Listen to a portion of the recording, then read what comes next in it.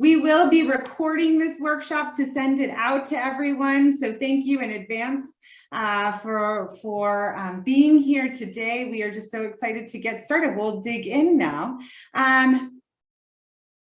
Great. I was so glad that you've chosen to spend a part of your day with us. You'll have an opportunity a little later to get to know each other better through large group and small group discussion. For now, please be sure that you have your first name or the name you'd like to go by in your Zoom box and the institution in your Zoom or the organization you're joining with. You can do that by right-clicking on your name and then clicking on rename. So if you can just put your name in there and your institution or organization. My name is Kim Igwe, and I am BranchEd's Professional Development Manager. Joining me here today is our Director of the Birch Center, Dr. Kate Zimmer, Jennifer Reese, Birch's Center's Coordinator, and April Black, Birch's instructional designer. They will be on and off camera to coordinate all tech and assist with any issues. If you have any questions throughout the workshop around tech or need any assistance, please do reach out to one of them. We want to give a special thanks to our BranchEd funders that are joining us today and learning alongside of us. Thank you for everyone for being here today. Branch Alliance for Educator Diversity, or we go by BranchEd, is a professional services organization and a collective of university faculty and leaders advancing educational equity and excellence by expanding individual capacity, enabling supportive relationships, boosting institutional effectiveness, and collaborating with communities.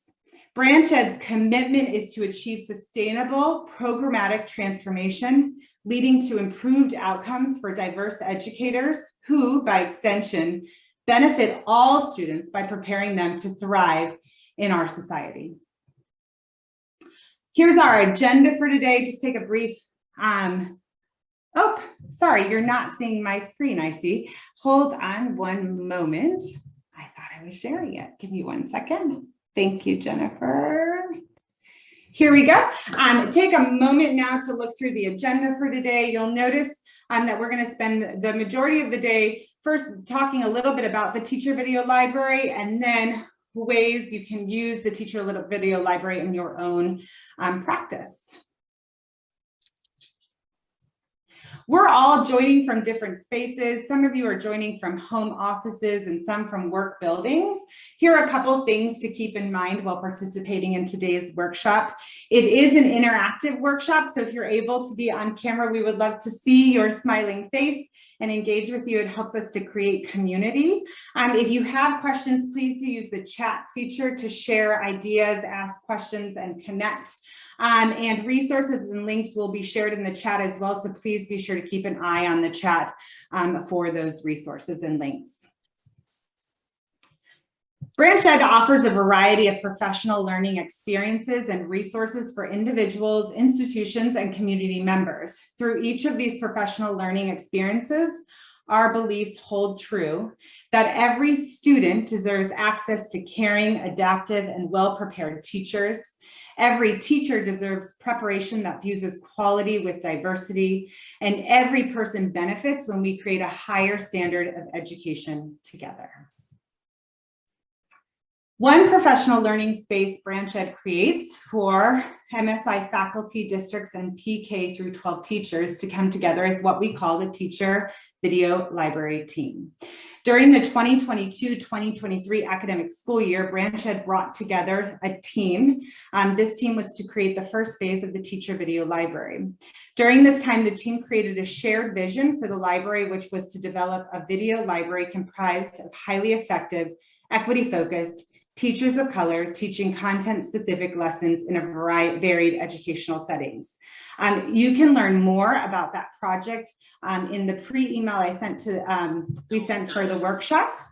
There's a little bit more about the project and what we did through that project.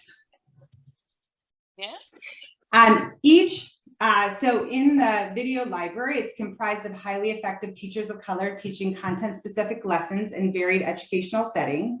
And in there's each video case includes an evidence-based practice with definition, an overview of the video case itself, an overall video case questions, a 3 to 5 minute classroom video, and then stop and discuss questions with supplemental material to contextualize each of the video cases.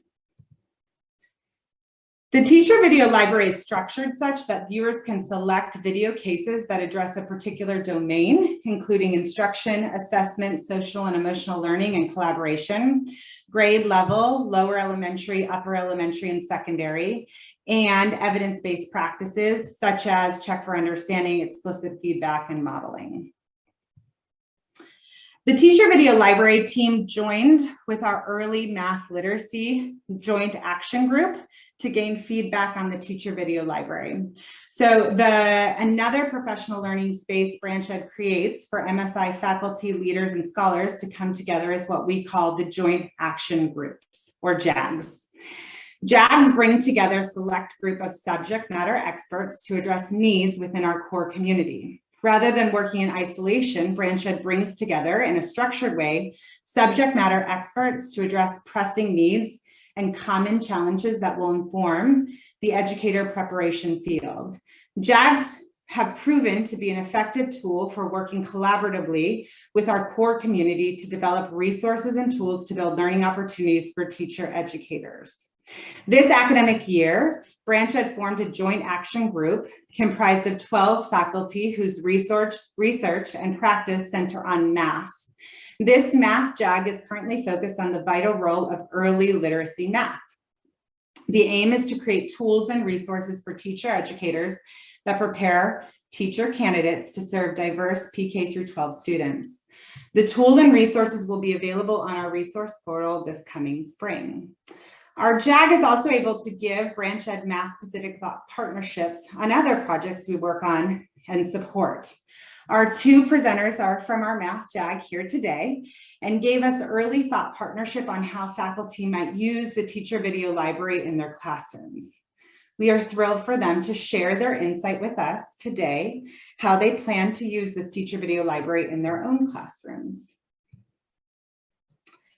So joining us here today is Dr. Bombordi Ivankovich, who is an associate professor of mathematics and education at the University of South Florida and program coordinator for the STEM middle school teacher residency program. She is also a mother scholar with 2 children in elementary school. She is bicultural and multilingual. She infuses and models culturally responsive and social justice pedagogy throughout her instructional practice. Her research investigates teacher education that is responsive to the funds of knowledge of culturally diverse mathematic teachers and seeks to prepare mathematic teachers to promote equity and social justice in mathematics education, particularly at the middle level. Dr. Guerrero is a professor of mathematics education in the Department of Mathematics and Statistics at Northern Arizona University. She is a recognized leader in applying research-based approaches in teaching and learning mathematics. Her research interests include PK-12 pre-service and in-service professional development, supporting undergraduate student success in mathematics, and the process of teacher change. Thank you both for coming and sharing different ways faculty can use teacher videos in their own classroom. I'll hand it over to you now. Thank you very much, Kim, for your welcome. Vianney, do you want to jump in and say anything?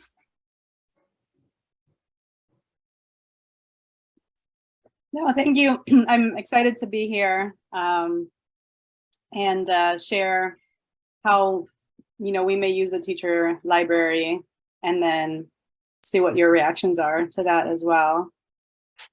Awesome. So our work today is going to center around 3 of the videos that Kim mentioned, looking at a particular teacher who is in the upper elementary grades and how she engages students in math tasks. And so one of the first things is, as Kim said, is we are from the Math JAG. this working group of faculty. And so even though today's videos and our discussions are going to center around mathematics videos, it was important to all of us to make sure that even if you don't come from a math background, I think the experiences and what you can draw from the frameworks in the videos and how we're talking about using them can apply across grade levels, can apply across content areas. So even though we'll be looking at and talking about math videos, we are going to provide, I think, a broader experience. So what I want to do is I'm going to go ahead and share just to give you a sense of, let me jump over to here, the math video library. Towards the end of the session today, you will be given access and we'll actually give you some time to explore the video library yourself. But what we thought we'd do first is kind of have a few structured interactions and activities on how both Avenia and I have thought about using and bringing these into our own work with our pre-service teachers. And so the first thing that we wanted to do was kind of orient you to the video library itself. And so when you first come into the library, there's some good informational and introductory information in terms of what the library presents, what it shows, and how it's structured. If you go over here to this left menu, this is really when I had to start looking for videos that I wanted to bring into one of my own classes. The overview here on the left, as Kim mentioned, there are evidence-based practices around which these videos are organized. And so this is really kind of where I stopped first and started thinking about, you know, in my math methods class, let's say we were having a discussion on building student understanding and representation, going from concrete representations to abstract. And so when I went through this, this kind of library of evidence-based practices, you can see the videos each highlight a different practice. And so it might be checking for understanding, or for me, this concrete to abstract representation. And so as you start exploring this later in our time together, this might be a place for you to start. And you can see some are specific to ELA, some might be specific to different content areas. So this might be one way to start thinking about how to use the video library. The other way that it is organized, oops, I just lost that. Again, if we're working on this left menu, is as Kim mentioned, it is organized by grade level. So if you're a lower elementary specialist, or if you're teaching a methods class or working with teachers from lower elementary grades, you can see that they're organized by grade level.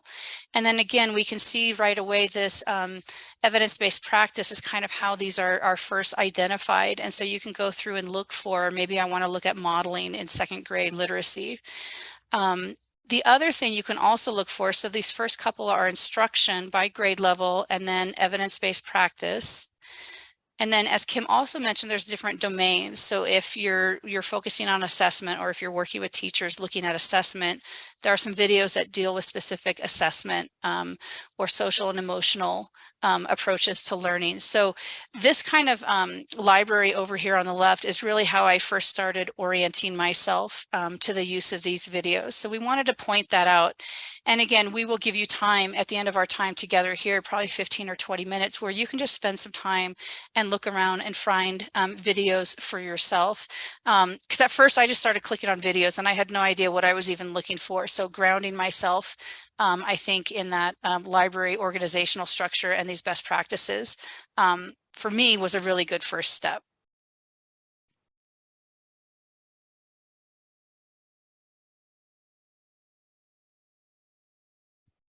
So now I'm going to kind of like, hold on, let me just share my screen real quick. Oh, there it is. So now I'm going to talk about the 3 videos that we are going to center our discussion around. We specifically chose these 3 videos because they employ instructional scaffolding as the strategy that we wanted to focus on. So just a little bit about my context. So I predominantly teach, when it comes to teaching pre-service teachers, I predominantly teach middle school mathematics pre-service teachers, and I teach both practicum, so early field experience courses, and math methods. For my practicum courses, I have 2 semesters, and I envision using these in both. But the focus right now will be in the first semester of practicum, where my students do not teach full lessons by the end of the semester, but they are expected to facilitate small group discussion and assist students in small group settings within a middle grades math classroom. And one thing that they struggle with a lot is actually scaffolding. So how do they really tend to want to just like explain everything to the students. So when I saw these videos, I got really excited. So even though they're third grade videos, the instructional strategy is actually the same. It's the same that the way you would do it with middle school students as well.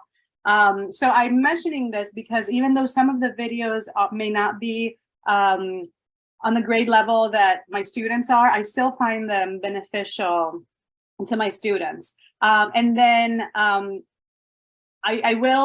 and then the other thing that I really like about this video library, which I will have you look into as well, is that in addition to having videos using these particular practices, there's a lot of additional context. So there's the supplementary materials that provide additional context that is very useful.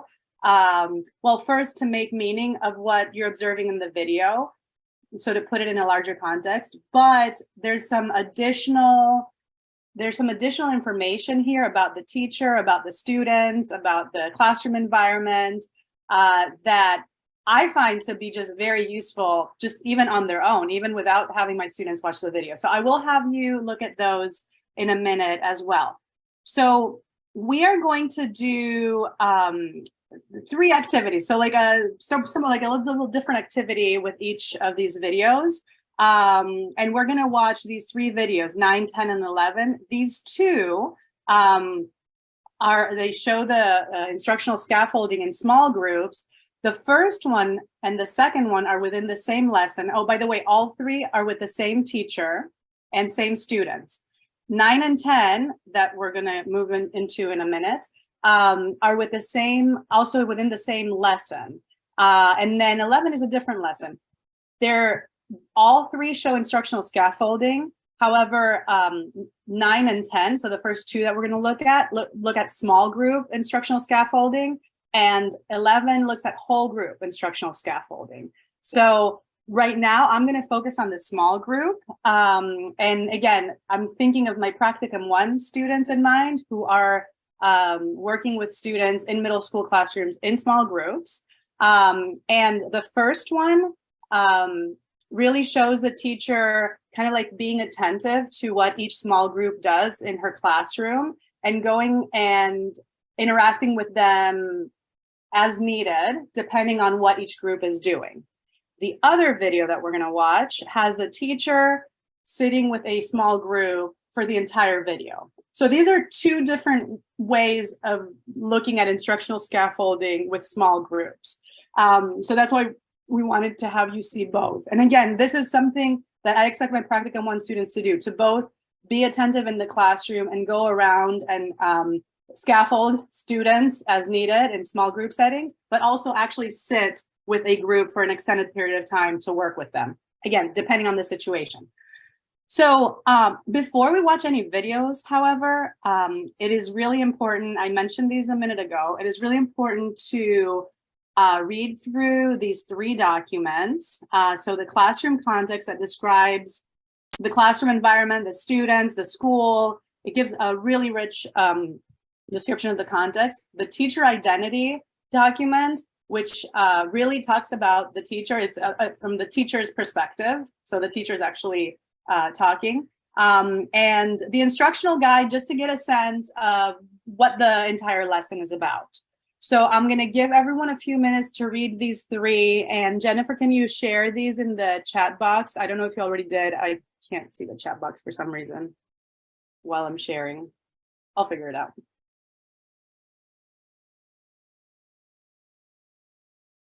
Oh, there. Okay, I can see the chat box. So Kate, is this link? Okay, okay, great, thanks. The first one is the classroom context. link. Okay, the second one is the teacher identity, and then there should be one more, the instructional guide. So I will just give everyone a few minutes. I've already read these, but I'm going to read them while you're reading them, just to kind of know how long people may need to go through them. And one thing I would like to ask you is, as you're reading them, if there's something that stands out to you, please put it in the chat box. And and I know it's a really open-ended question, anything can stand out.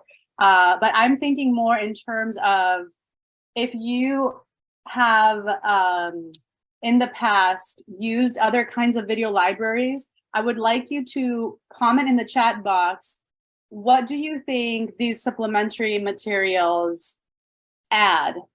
And specifically as it pertains to your context, or like, what are some things in there that you think would be beneficial for the individuals that you may use these videos with? And I know we haven't watched the videos yet, but anything that stands out as you're reading it, please put it in the chat box.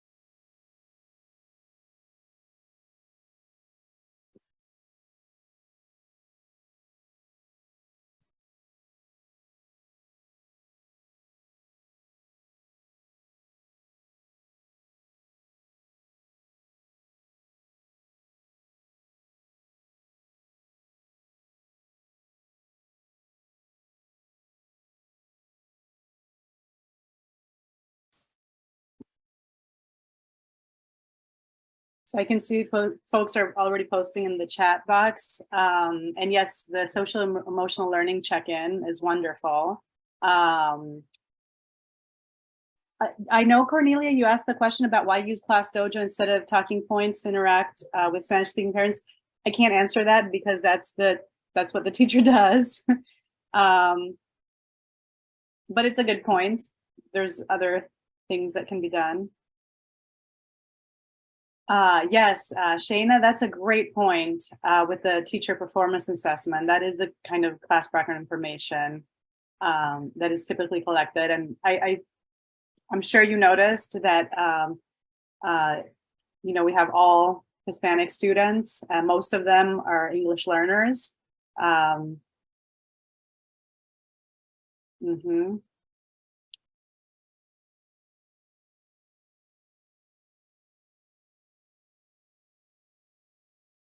Yes, and it does help with teachers preparing for teacher certification.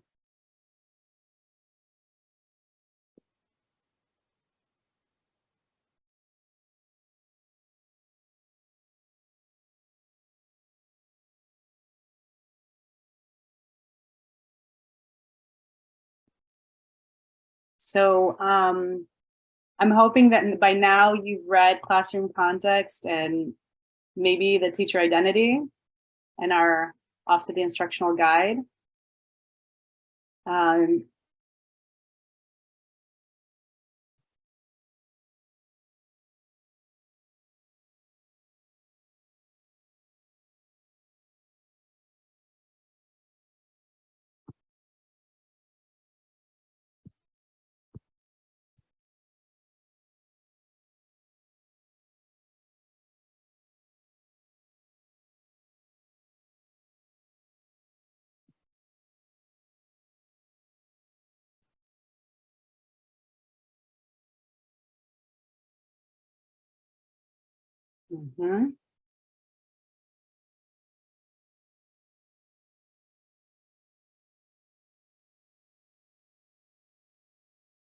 Yes, it's a great point in terms of understanding planning and how to implement the evidence-based practices. Yes, that's a great point.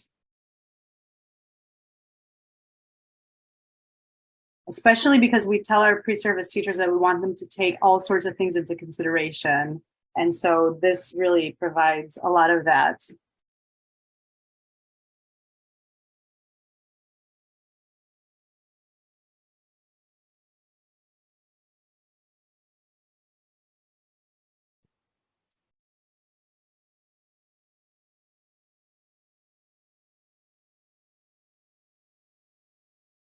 So when you are done reading, please just type done in the chat box, just so I can get a sense of how many people are still reading. Okay, and how many are done.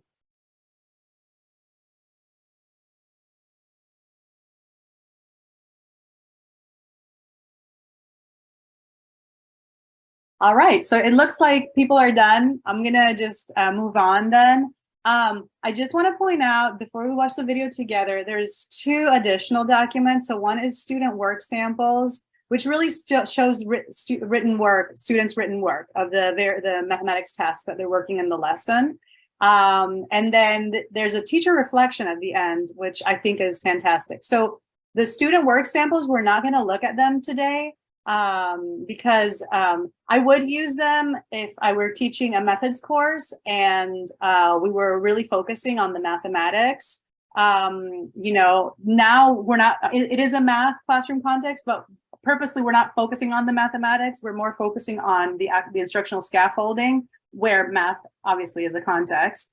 But these are also great because it provides additional insight into what's going on in the classroom. Because obviously you can't see what students are writing when they're working in their groups, but also it helps with a very typical activity that we do with pre-service teachers with analyzing student work. So they can do this activity in a lesson that they've already read about the lesson, they've watched the video, and they can also analyze student work based on that.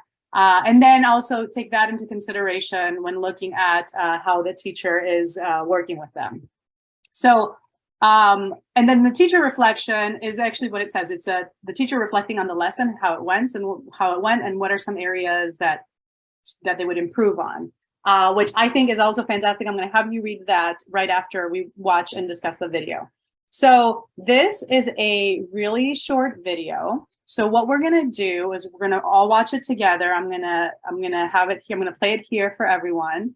And as we're watching it, I'm going to stop at these particular time stamps. So at 32 seconds, 59 seconds, and then really towards the end. And then I will have you respond to these prompts. So one thing to talk about is, so this video and the next video, we are going to be using these particular prompts just because when I was reading them, I was thinking, oh my gosh, these are totally questions I would ask my students. When we're looking at the other video later, we're going to do it a little bit differently because we want you to see how you may use a video using actually everything as is here, and then how you might want to do something different depending on your particular context. So without further ado, I'm going to start playing the video. I'm going to put this here in the chat for everyone so that you know, oops, it's not letting me copy and paste. So let me see. There, I did it. Okay. So I'm going to put this because I'm going to stop at timestamp 32, and I would like everyone to briefly respond to that question. Okay. So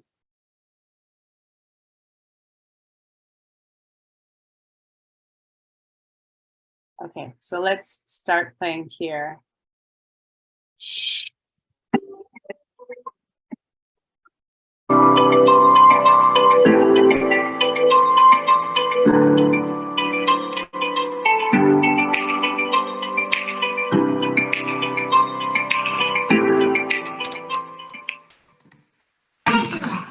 Are you getting your boom cards right?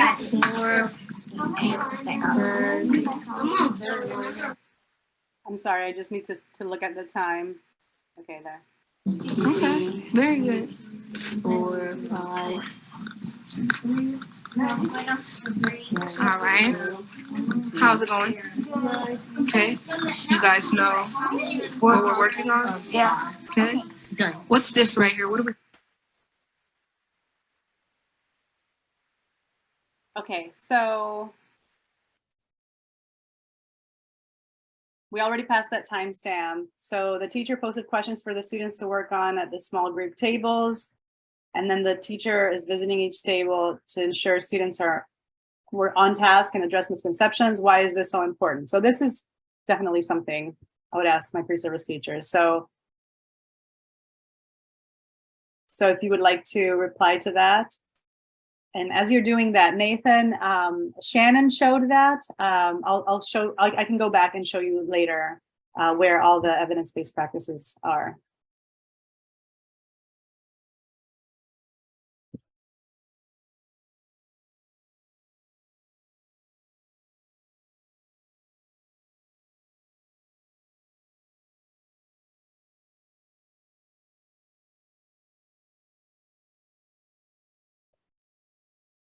Okay, so why is it important to,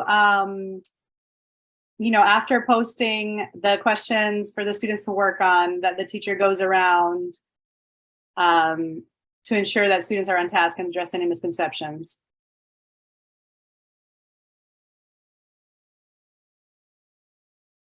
If you would like to respond to that in the chat box.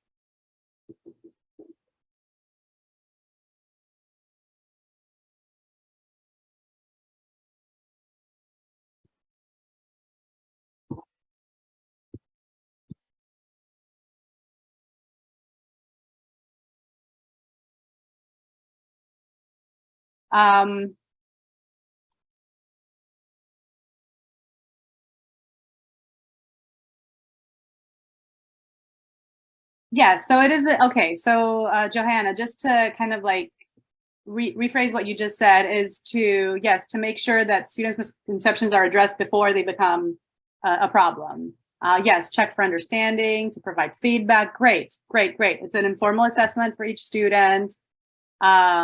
All right, great responses.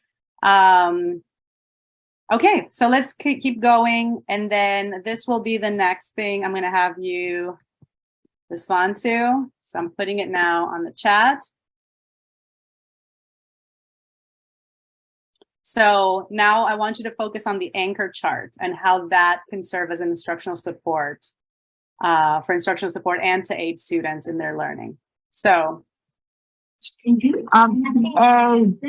strategy. So I said 4 times 5. This would actually be 5 times 5. It is addition, but what type of addition? Because there's 5 groups and 5 needs groups. No, there's 4. There's 4 groups and there's 5. What type of addition? 4 groups? 4 groups of 5. You just made an array. Go check the anchor chart so you guys can tell me what type of addition that is. Like that. Yeah. Wait, 4 equal groups? Yeah. 4 equal groups of 5. And there are 8. Okay. So what do you call this addition? No, 4 times 5. We already did that. Repeated addition. All right, good job. What do you? So, so as you can see, the teacher asked them a question. They were having a hard time answering it. She sent them to the anchor chart, and then they were actually looking at that, and then they were able to answer that question. So so how does the anchor chart serve as instructional support and also aid students in their learning? If you would like to reply to that on the chat, that would be great.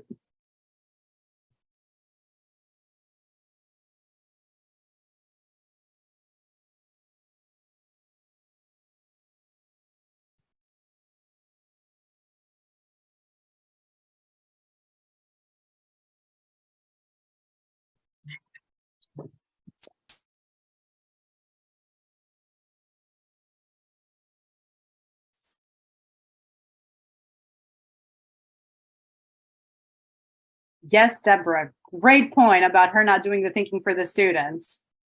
Great point. I'm sorry.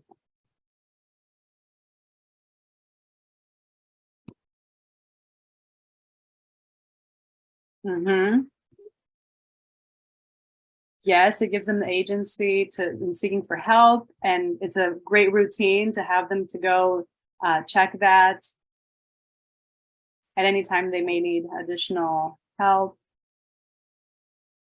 Yes, and it is a great resource to use for scaffolding. Yes, yes, great answers, everyone.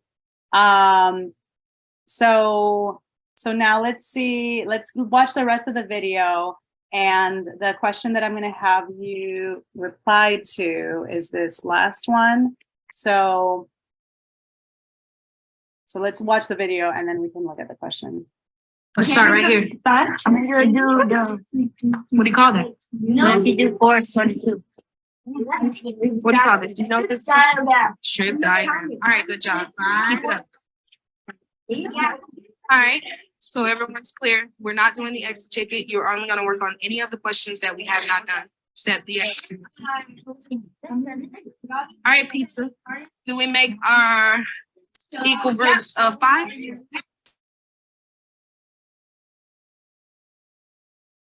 Okay, so if you notice in that last group, the teacher re-explained the expectation to the group of students. So how does that support student learning?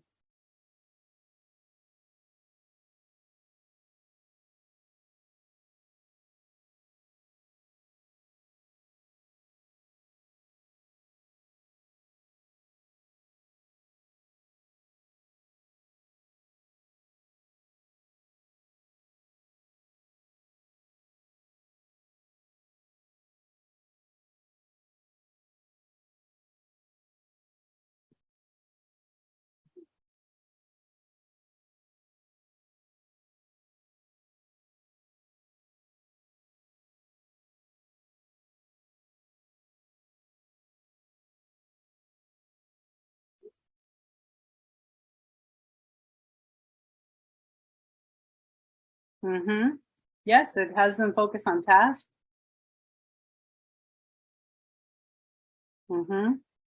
Yes, and it's actually great to see those different kinds of interactions. So one interaction had to do with instructional scaffolding in the sense of supporting students and getting them to help them work on the actual task. And the other one is to actually get them to work on the task that they're supposed to be working. So for me, this is great because I do want my pre-service teachers to see all of that. And those as examples of different ways to work with small groups, and that they need to be attentive to what the students are doing in each group. So what I would like you to do now is read this last instructional resource. As I said, we're not going to look at the student work samples and look at the teacher reflection. Thanks, Kate, for adding the link. And then as you read the teacher reflection, just like you read the other materials, again, I want you to put in the chat box, what is something that stands out to you with this particular supplementary material?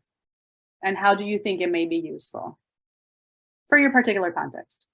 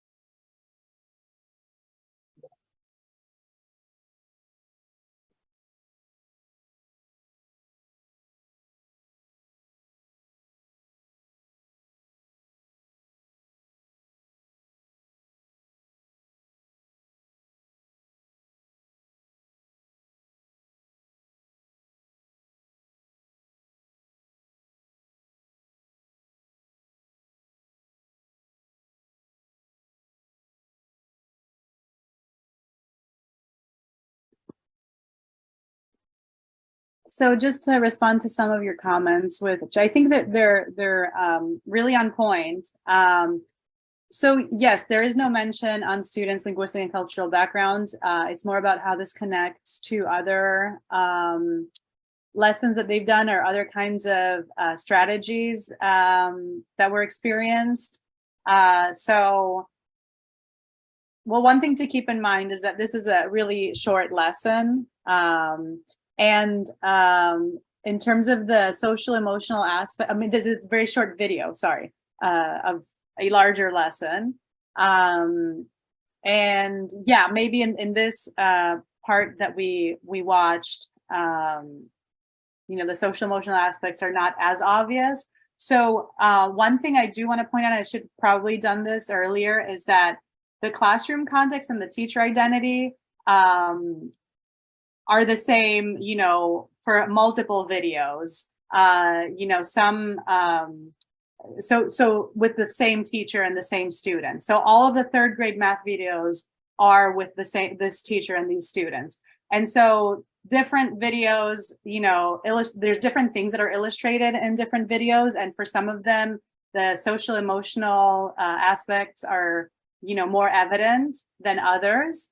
So here, the main thing that is highlighted is the instructional scaffolding. So which is why, you know, there's not much of the other things that you may want to have seen evidence. But so yeah, so these are good points, but for the purposes of this particular video, you know, the reflection focuses on those kinds of things, on different kinds of things. I'm sorry for all the beeping. This is my glucose meter. I just had a big lunch and my glucose is high. Nothing's gonna happen to me, it's gonna go down, but just so you know, that's where all this beeping is coming from. I'm just trying to ignore it. Okay, so yeah, so that I wanted to point that out. And I did want to point out that, like, when I have, for example, my pre-service teachers, you know, teach and then reflect on their lesson, I do have additional questions for them, but these are also some of the questions that I have them do. And what I really personally like is that they actually see an experienced teacher responding to similar kinds of questions that they would respond to, and really thinking about how they would improve a lesson. And it just kind of like really models this idea that doesn't matter how long you're teaching, you're always going to be reflecting on your lesson and you're always going to be thinking about how to improve it. Yeah, so Nathan, to respond to your comment, if the focus is on social emotional learning, then this would not be the video for that. You may be focusing on that because that's part of your context, or maybe because it is part of the description of the overall classroom context, and that they do, that this teacher does implement social emotional learning strategies. So they may be present in other videos. So my suggestion would be, if that's what you would want to focus on, then maybe like you would find a video where that is more evident. For me, not that we don't discuss social emotional learning strategies, but for me, because I would be using this video and the other video that we're about to watch right now, to really have my students see really good examples of what instructional scaffolding might look like, especially with small groups, and especially within a classroom context where there's a lot of English learners, so there's a lot of emergent bilinguals. This would be, I would use it for that, and that's kind of like where we would focus the discussion. The other things provide additional context that is really useful. But so anyway, so I did want to say this. So, okay, so I think I would like now to move to the next video. And oh, and by the way, before I go to the next video, just as a sort of like, I know Shannon went through this, it was pretty quickly, but if anyone missed it, I did want to show that here in the teacher video library, and we will have some time at the end for you to actually go in the teacher video library and do your own exploring. So in the teacher video library, there is, under the overview, there's here the evidence-based practices. So all the evidence-based practices that are illustrated in the videos are listed here with definitions, and then supporting references that, you know, the citations that support the literature, sorry, that supports these different practices. So instructional scaffolding is the one that we are doing now. And so we're actually focusing on small group instructional scaffolding. And so here's the definition, the description of what that is. So this is, to reply to or to make sure that everyone knows that these are here. And this is where you would see the different strategies. And if there's any that are particularly standing out and that you would like to use for your own in your own context, then you could look here, and the strategies are actually part of the title of each video. So for example, check for understanding is one. So there's several videos here. There's at least there's 2 up here, lower elementary videos. And I believe the different icons show if it's math or literacy. I think those are the different things that are here right now. And I think this is social studies, right? Yes. So, so if you see, there's check for understanding, concrete representations, student-friendly definitions, phonological awareness, and so on and so forth. So all the strategies are here, and then the videos are named after each of the strategies. So that would make it easy to search for the videos that you're interested in based on which evidence-based strategy you want to focus on. So moving along. So then the next video that we're all going to watch, and again, this is the same class. It's actually part of the same lesson. So even the instructional guide is overall the same. So here, this is a little bit longer video, and it specifically shows just the teacher working with a small group for this entire video. So it's a different kind of interaction than in the first video that you watched, where she was kind of going around and seeing what each group is doing and attending to them depending on what they needed. So this is just this one small group that she's with. And we're going to do this a little bit differently. So I'm not going to have you read anything because all of these are the same. All of these are the same. So what I'm going to have you do is we're going to all watch the video together, just like we did before. I'm not going to be stopping it.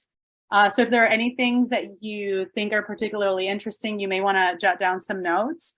But then what we'll have you do is we'll have you go out in breakout groups. And within your breakout group, you're going to discuss and respond to these 3 prompts. The timestamps are not as important, okay? You can think about the whole video. But we will have you respond to these 3 prompts, and we will have you go, we don't need to share the link with you right now, but we'll have you go to this Padlet and respond to the prompts. And the way you would respond, for those of you that have never used a Padlet, so these are the 3 prompts, and each group will put their response under each of these by clicking on the plus button. And I can show this again, and then typing in the response and then publishing. So that's how you would do it. Don't add a section, please. So, so let me just delete this, and I'll show this again right before you go out to your breakout groups when the link is shared. So right now, I just like you to focus on viewing the video and maybe taking some notes if there's something that you notice just overall. Okay, so I will start playing the video. Good. So we all agree with that? Sorry, this is not from the beginning. Now.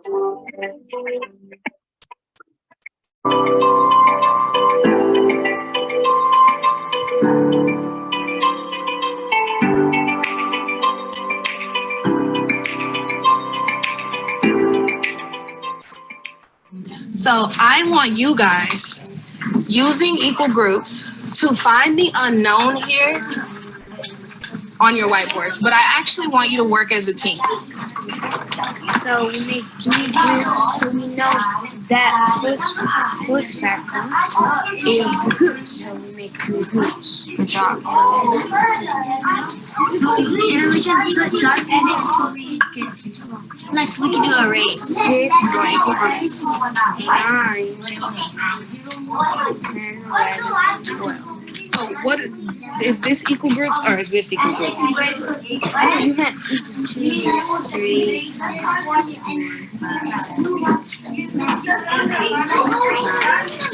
11, 12. So you're gonna have to put 4 in each group. So 3 times 4 equals 12. Just count my 4s. Good. So we all agree with that? Yes. All right, so while you guys are doing that, I now want you guys to talk about what is the number of groups we have and what is the size of the group. And talk to one another as I go around to check on the groups. 3. Unknown equals 12. So that's when we have to put 3. It's going to be our groups. And then if it has the unknown, then we have to count all the way to the total. And the total was 12. I like how Alessandra has her journal to solve for her boom cards. Good job. Is 4. All right, green table, how's it going? So our multiplication. All right, so tell me about what I'm looking at right here. What is 4 it? equals 12. It's a strip diagram. Okay, what does this line at the bottom tell me? How much is the entire thing equals 12? And then I see you guys have this one right. Yeah. But you still get the same answer. It's not like you don't get It's okay. 9. But that just lets us know that each part equals 9. Okay, I'll When you take do that. an array, What is this blank called? 3 The answer unknown. It's the unknown, right? And do you guys know the name when we're finding the answer to a multiplication equation? What's that called? So yeah, Good. All right, so you guys found the product already, right? yeah. So yes. All right. What other strategy do you guys have to put on the extra chart? 3, 6. Yes. Okay. Good job. You guys. So tell me, what do we have now? We have. They're the same thing. You have to switch them up. Okay. So did you guys talk about the size of the group and the number of the group? Yeah. So you have an equation for your. You started off with 3 times unknown equals 12. And then we found the unknown to be what? 4. All right. So it's 4 times. Every time we did the both different things. We did the 4 groups and the 3 groups. Okay. So before you tell me how you guys found the other strategies, I want to know something. Which of these factors tells you the size of the group? Show of hands. Elizabeth. The 4 tells you the size of the group. So that means inside of each of your large circles, you have how many dots? 4. Okay. And then this 3, what does that represent? The groups. The number of groups. Okay, so you guys are already getting it. Number of groups. Good, good. Now, I want you guys to keep that in your head. If you know that 3 is our number of groups and we know that 4 is our size of the group, if I asked you guys to create a number bond, how would we start?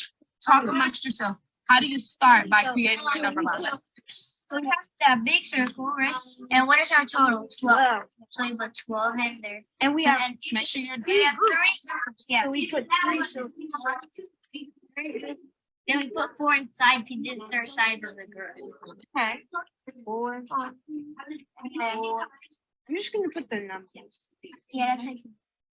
Can you put dots or the 4? Like this. Right word. Very good. Very good.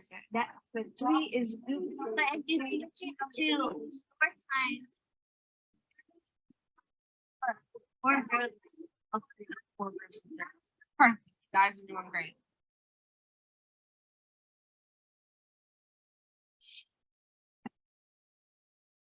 Okay, so now I would, before you're sent off to small groups, maybe if we can have the link to the Padlet, to this, it's the second Padlet, because we did chatbots for the first one. So before you go to your groups, I would like everyone to access the Padlet, and I know Kate just put the link to it. So access the Padlet. In your groups, you're going to have a few minutes to discuss the video and then respond to these questions. And each group, just, add your response to each of these by clicking on the plus, typing the response, and then posting it. So, okay. So that's pretty much it. So now I think folks are ready to go to their small groups. How much time did we say we would send them? How much time will they have?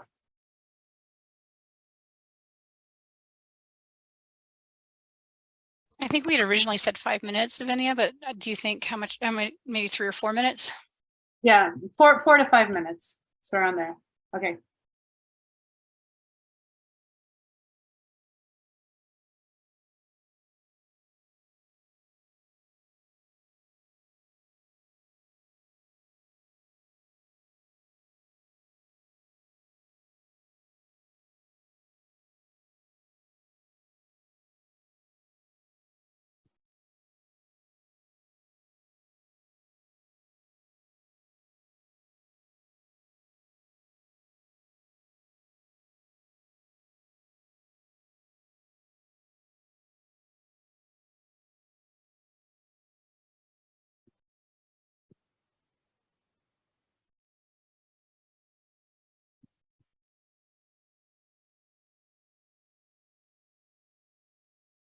Also different ways that you might want to use a video. And so for me, I find the supplemental materials great. I love the guided questions, kind of the timestamps. But for me, I'm a secondary educator, so I work with future middle school and high school teachers, and I also work with in-service teachers across K-12. And sometimes I want to bring in my own framework. And so what I wanted to show is how I actually might use this. So our program at Northern Arizona University, we use ambitious teaching as a framework. And so maybe I might take an element from our ambitious teaching framework, and instead of using those specific guided questions that the video library has, I might use my own framework and say, what do you notice, or what do you see, or how do we see this being applied? And so I just wanted to show that real fast, that I love all the materials, but I also like the fact that you can search this library and find a video. Like, let's say I'm looking at participation structures, and I want to look at small group versus large group. So I've got these videos that we're watching today that shows students different ways you can structure small groups versus large groups. And maybe it's not so much about those timestamps, but about this other framework that I might be using. So just to pick a framework that we also use in my math methods classes, it's looking at culturally responsive math teaching. And so this is a tool that has been developed by several researchers, and it really looks on the intentional things that teachers do in structuring their discussions and the lesson plans that focus on equity in the classroom and power structure. So Kim, if we can go look at the elements. And this is not this is not, I don't think, math specific. That's another reason why I wanted to show you all this. I think looking at culturally responsive teaching crosses content areas. And so looking at the cognitive demand of the tasks that we might give students, or looking at ways that we help students make their thinking visible, and promoting that kind of depth of knowledge through really promoting students and positioning them as sense makers. Discourse, how does the lesson that you're implementing allow students to talk with one another and talk about the content and make sense of their ideas, their thinking, and then also critique the reasoning of others. Also with equity in mathematics, at least, we're looking at how the lesson distributes authority and our students' differences and their identities and their values and their contributions and their ways of thinking that might be divergent from what we're trying to do in a math class. Do we allow for that shared authority? And then how does the lesson support our English language learners? And what are some of the things that we might do in a lesson to support our English language learners? And then finally, not so much visible in the videos, but we certainly did see some of this in the teacher background information that Evgenia shared. But how does the lesson develop a connection to community and connections to parents, and really leverage the community as a base and a source of knowledge? And so you don't need to memorize these, you don't need to do anything, but kind of have these in the back of your mind. What we're going to do is we're going to watch another video. Video 11, which we've highlighted previously briefly, is actually 9 minutes, but we're not going to do all 9 minutes. We're just going to watch about 4 or 5 minutes. And then we're going to break out into small groups based on the 5 of those 6 factors that I just talked about. And again, this is kind of flipping for me. Sometimes in my classes, instead of saying, I really want you to look for this, I might say, here's a framework. How did you see these different pieces playing out? And so that's what we're kind of doing here. So we're going to watch a few more minutes of a video. Then we're going to move you into the groups, and then taking collectively the video work that you did with Evgenia on video 9 and 10, and then what we look at on 11. And then also thinking about the supplemental material we looked at in terms of the teacher background and the classroom context and all of that. Did we see some elements of these equity-based practices play out in our experiences with the videos today? So that's kind of the goal. So let me go ahead and start by just sharing the video. And again, we're going to make sure I do this right. I didn't see the, make sure the sound gets shared. So we're just going to watch, like I said, the first 4 or 5 minutes and just kind of in the back of your mind, be thinking about some of those equitable practices. Are we seeing those play out here? Now, let's talk about that. So what you have on your desk is equal groups. We just saw how equal groups relates to addition. Now we are going to go back to our objective and see how those equal groups relate to multiplication. So if you have 6 2s, which we see here, we can also put it in a multiplication sentence that looks like 6 groups of 2 equals what? 12.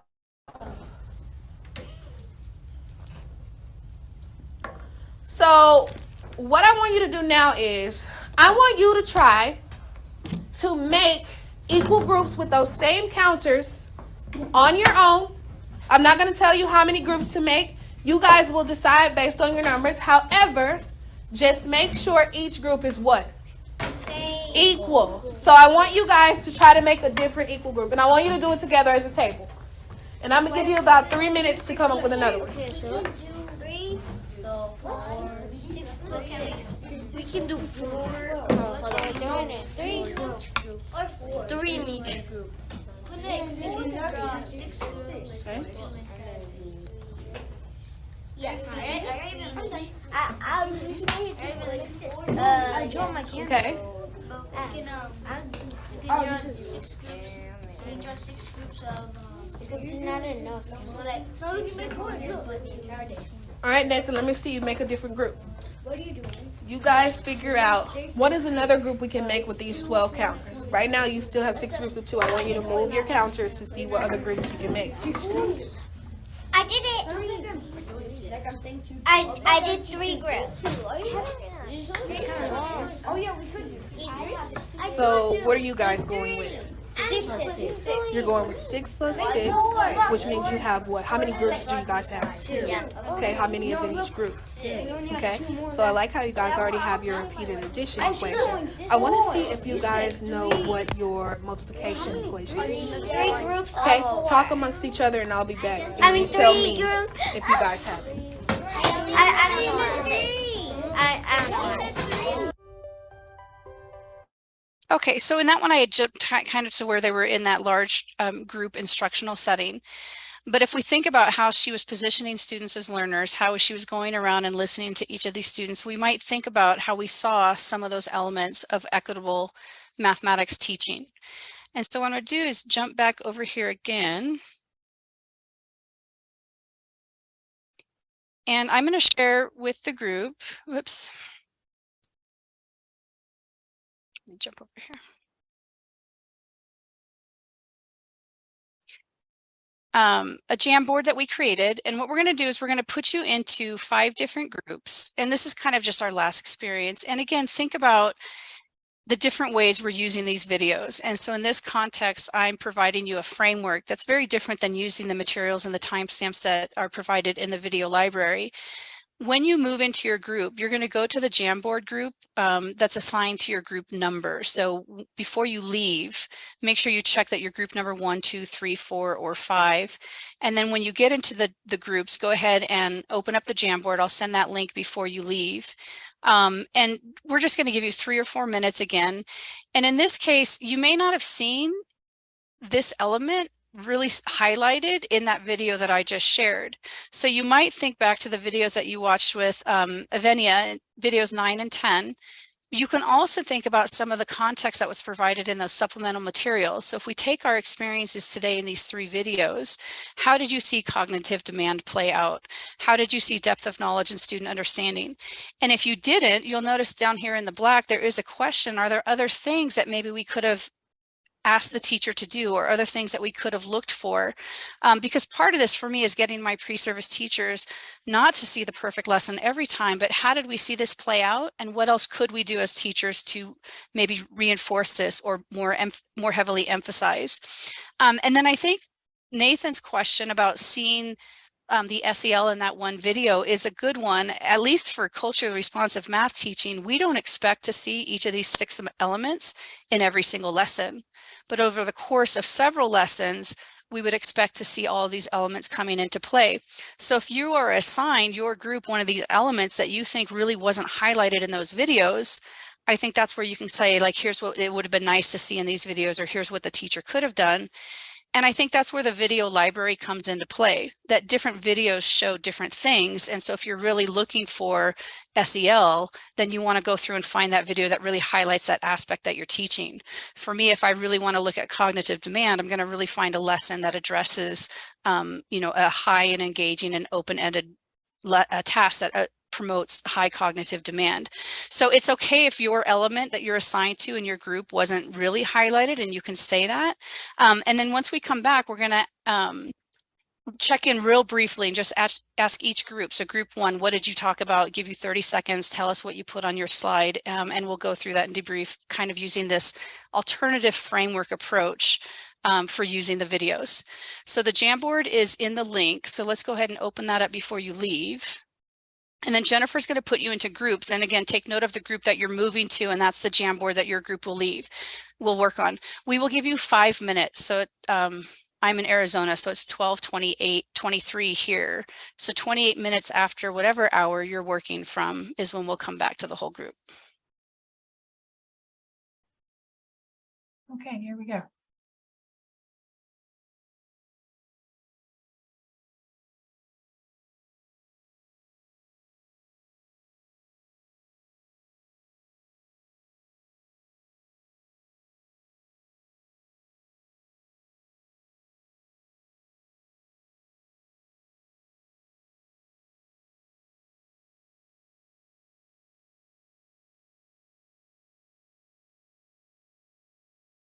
Boards and have them do a 30-second share out.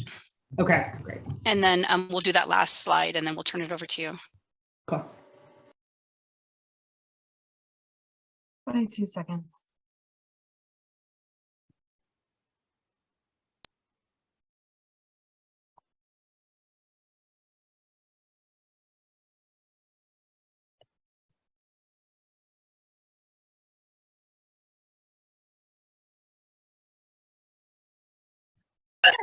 Oh, oh Lord.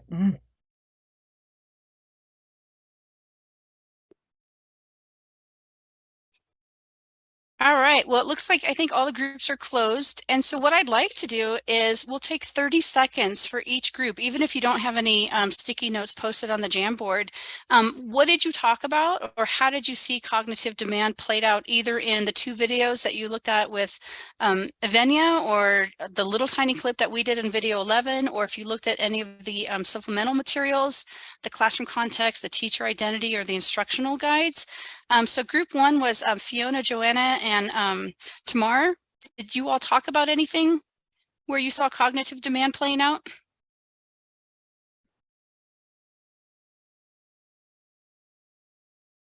We're trying to see who's holding out because we've all refused to talk. And I always cave first. There's always somebody who caves. Yeah, and it's usually me. So they're laughing and they're glad. There was a lot of discussion about math, and we have a lot of people other than me who have a math background in this. But we did say that there was a discussion about the whole procedures. There was a review of that in the beginning before they went to group, and discussing about what they were to do. They had manipulatives in place. And there was a lot of freedom given to the students about how to conceptualize and what they were going to do.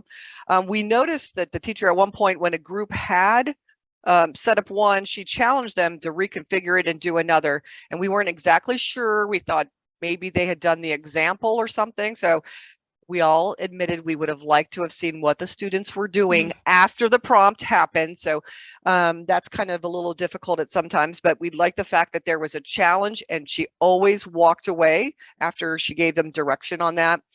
And she asked another group what they were doing, and then, you know, she did the whole thing about talk among yourselves, because they were all quick to individually blurt out, and she said, no, talk among yourselves. I am going to come back. And we did wish the circle back so we could see what it ended up looking like. We thought that would be a helpful, but you don't want these things going on for 30 minutes. So I appreciate that too. Those are all wonderful, and they kind of go not only to the cognitive demand of the task, but how as a teacher we can support that cognitive engagement of students, those assessing versus advancing questions. I'm going to give you a task, or a challenge, and I'm going to walk away. I think that's great. And again, you know, for us, for this population, we all work with teachers, either pre-service or in-service or whatever our roles may be. So it's kind of for us the process, but I loved how you pulled a lot of different things related to cognitive demand from even that short video clip that you saw with me. Group 2 was Beth and Nathan. What did you all have to say about depth of knowledge and student understanding?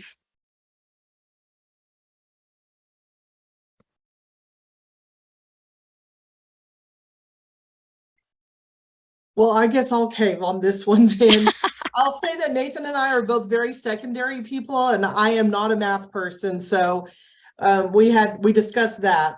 We did say that what we could see about the visible learning is that each group had a physical representation, such as an anchor chart or manipulative, that they were using to scaffold and to show the way that they had divided their numbers into groups and were doing grouping configurations.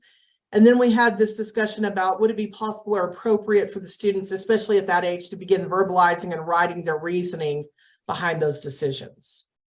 I love that verbal, yeah, writing maybe not, but certainly there's a lot that shows the earlier we can get students to start verbalizing, explaining their thinking. So I think that's great. But again, kind of that representation. So seeing the pictures, seeing the charts, seeing lots of different ways to make visible the student understanding. And again, you know, I showed you a minute and a half from a 9-minute video, and then there's another video and another video. So I like that there's some things that you'd like to see more of, and we could probably see that in another video. Or for the teachers that we work with to say, yeah, let's talk about what would you do next as a teacher to build on that. Thank you very much, Beth. Group 3 was about discourse. And so Beth touched on that a little bit, but Eugene, Isabel, and Willis, anything else to add? Yes, even though before I could click on our link, it went off. Your sticky note. So, but we discussed it in general, so I'll be able to respond to this. How does the lesson create opportunity? So in the first place, the teacher did a good job saying that, or repeating the expectation that I need you to work together. I need you to work together. So it wasn't a burden on any individual student. They open up, and when one of them said, "Oh, I did it," and she went over there and to look at what she actually, what the little kid had actually achieved, because that was an aha experience when she had explained to them what to do together to get to the answers, to split them further into groups. I would think that in terms of that math is not my area, but in terms of pedagogy, what is relation in relation to their lived experiences, like using fruits that they eat in terms of the groups, or what fruits they like that you can easily count into the group so that they can relate with that. They can set their minds going. Yeah, and that gets that 6th element, right? Like relating it to their communities and their lived experiences. So that's a great example of that too. Yeah, and I think Beth mentioned this, just like Eugene, you know, and this happens in high school too, I understand it. Well, that's great, but talk to your group. Does everybody understand it? Or how can you develop this shared understanding? So good insights. And then the last one, power and participation. So this is Anita, Cornelia, and Deborah. Anything to share that you all talked about?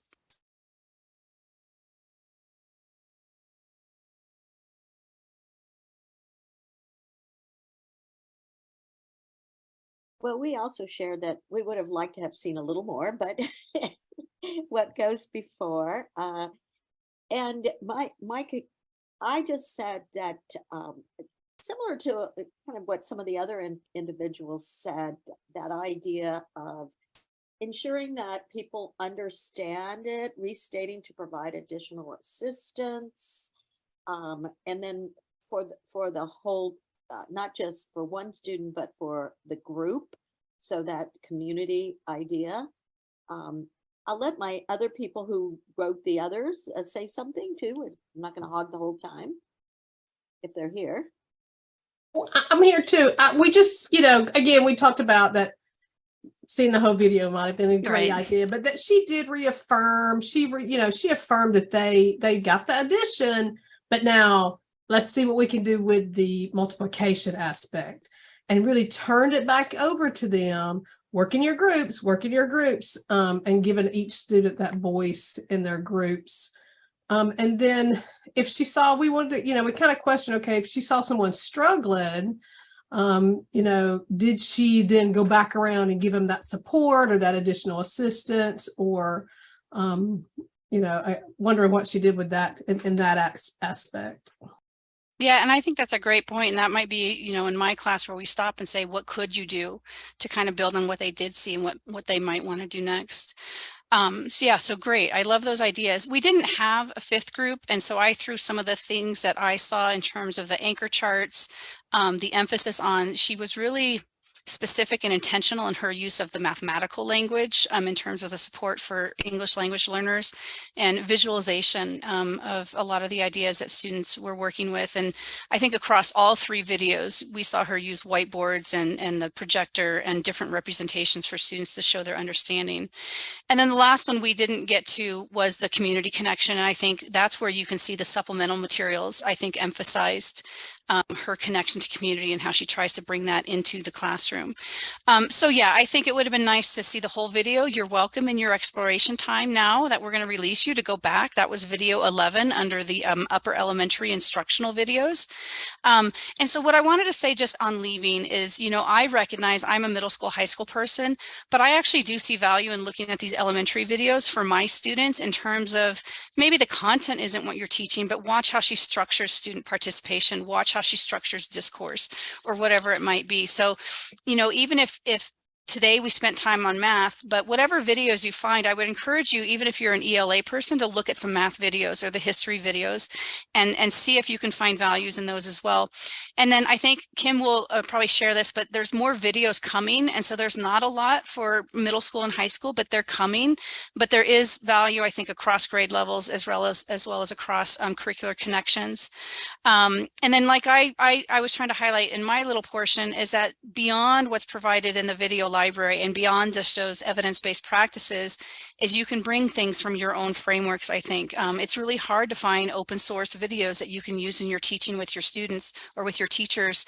And so I think this is a great library. And so we're excited to have you. And I hope you're able to find some good videos in this next little portion that we give you. Thank you.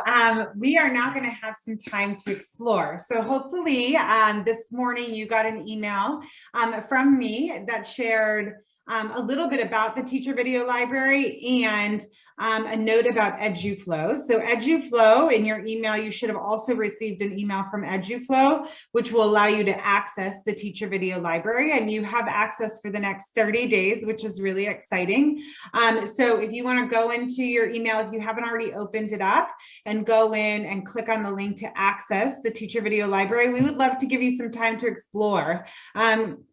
Looking at all that's in there and playing around a little bit to see how you might use it in your own practice. So find that email. If you're not able to find it, just give us a chat and we will help you navigate it to be able to open it up. And we'll take 10 minutes to explore. And then I do have some things I want to share before we end. So please don't leave until the end. But if you want to go off camera and start exploring the teacher video library and thinking about how you can get it into how you might use it in your own practice. If you have questions, you can message myself or April Black, who's here, who's our LMS administrator, and we'll be able to help you access EduFlow. So we'll take 10 minutes, 50 minutes after the hour to explore, and then we'll spend the last 10 minutes closing out.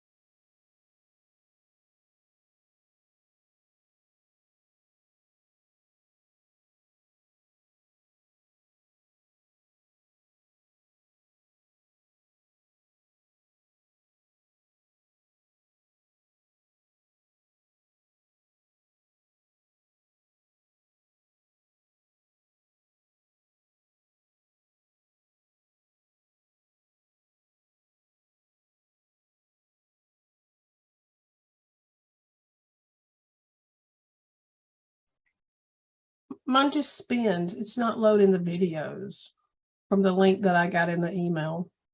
Any ideas about that one? Oh wait, maybe it's loading. It asked me to sign in and give a password, and then it's not loading them. You have to go in, and that's how you go in and log in. Dr. Payne. Kim, you want to throw us into a breakout room so I can go in and provide her support? And you also have a question you may want to answer at the end, Kim.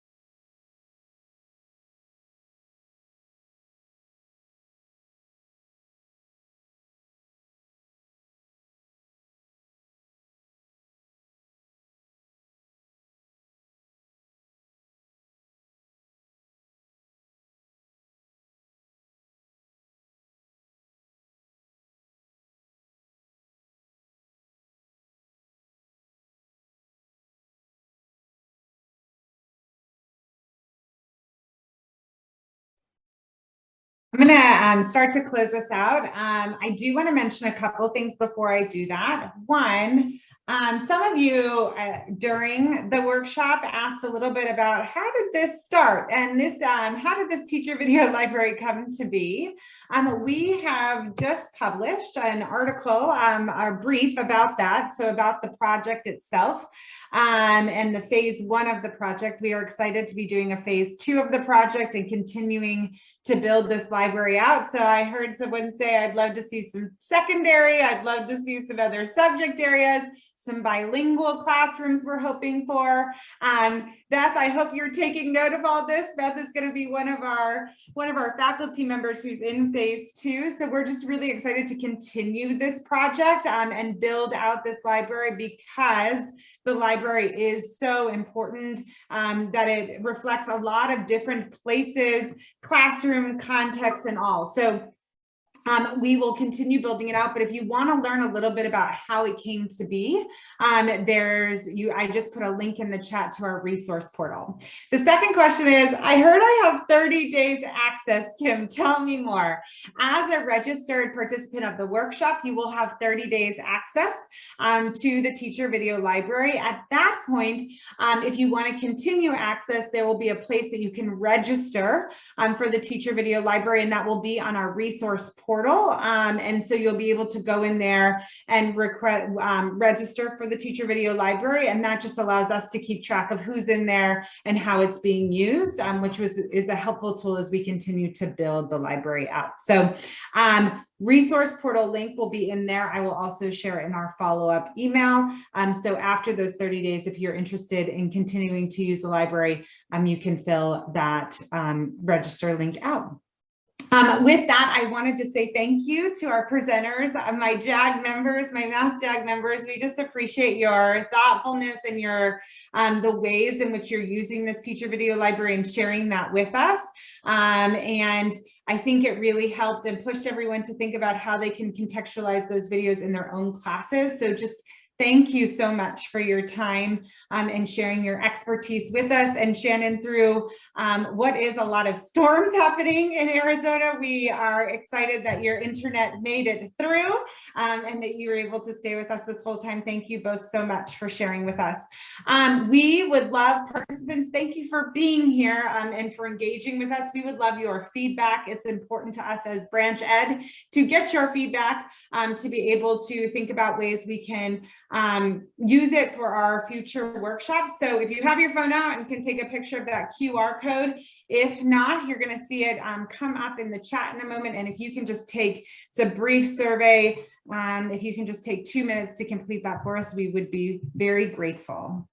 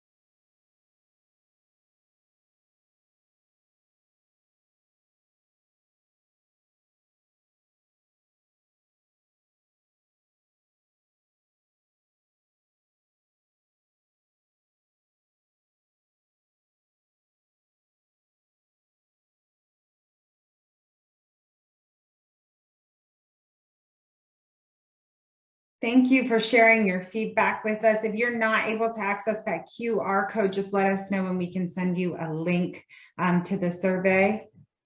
We'll just give 1 more minute for folks to complete the survey.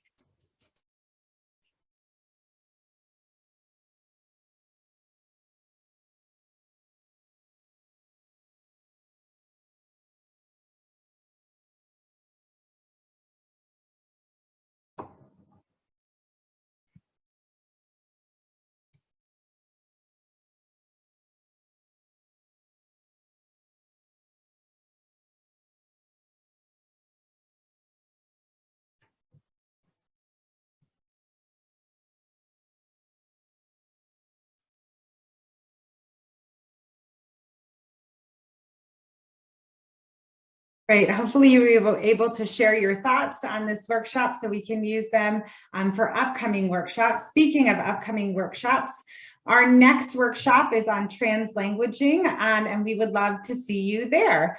You can register for that workshop using the QR code.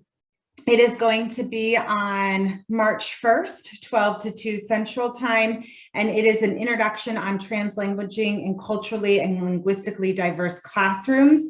You can register using the QR code on the screen or visit our events page to find all of our upcoming workshops and webinars. Thank you so much for spending the time with us and thinking about ways you can use classroom video in your library. We just really appreciate the time, and it was a pleasure to see all of you here today. And please keep an eye on that video library as it continues to expand, that you're able to use it not only now, but in the future. Thanks so much, everyone. Have a great day.